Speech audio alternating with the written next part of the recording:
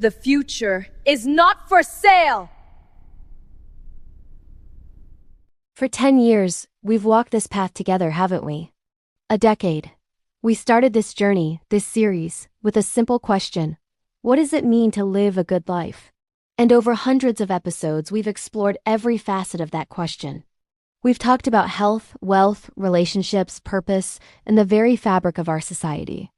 We've dissected systems, challenged norms, and celebrated the small victories that make life beautiful.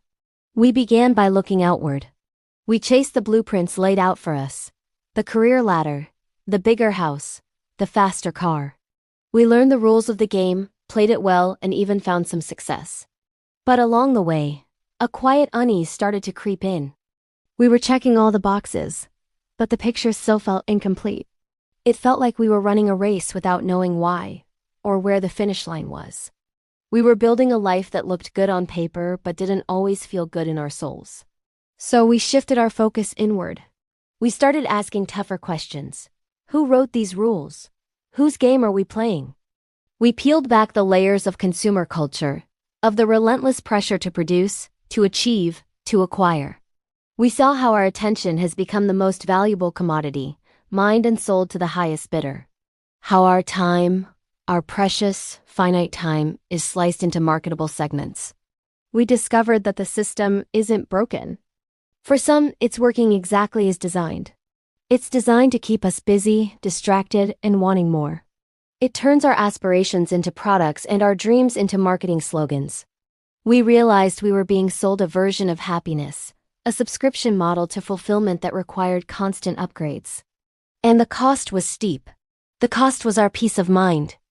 The cost was present moments sacrificed for a future that was always just around the corner. The cost was our connection to ourselves, to each other, and to the world around us. We were trading our life's energy for things that didn't energize our lives. We were trading authenticity for approval. And that brings us here to this final word.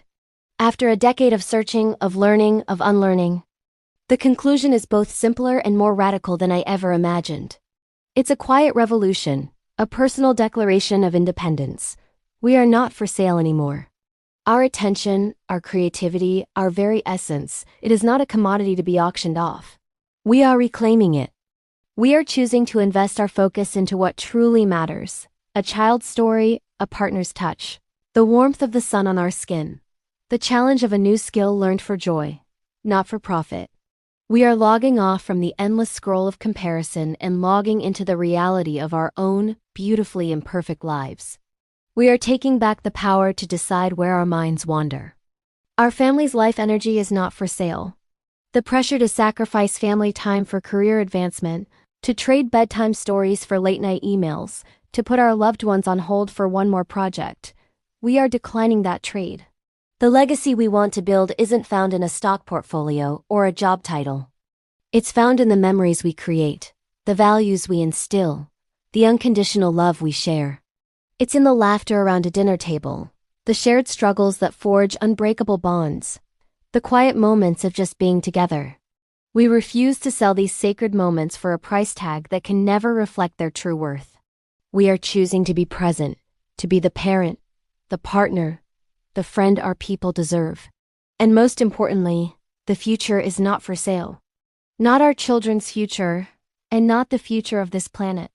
We will no longer accept the narrative that progress must come at the cost of our environment, that short-term profits are more important than long-term sustainability. We will no longer stand by while the world our children will inherit is auctioned off piece by piece. The future isn't a speculative asset to be gambled with, it is a sacred trust. It is a garden we are meant to tend, not a mind to be stripped bare. We are choosing to be stewards, not just consumers. We will make choices, big and small, that honor this trust. We will use our voices, our votes, and our wallets to demand a future that is healthy, equitable, and vibrant for all. This isn't an end. It's a beginning. It's the point where the seeking stops and the living begins. The good life we've been searching for isn't a destination to be reached or a product to be bought. It's a choice to be made every single day. The choice to be present. The choice to connect. The choice to live with intention. It's the choice to declare quietly but firmly to ourselves and to the world, we are not for sale. Our lives are not for sale. Our future is not for sale. This has been the greatest journey, and I am endlessly grateful that you came along. Thank you for watching, for questioning, and for growing with me. Now let's go live it.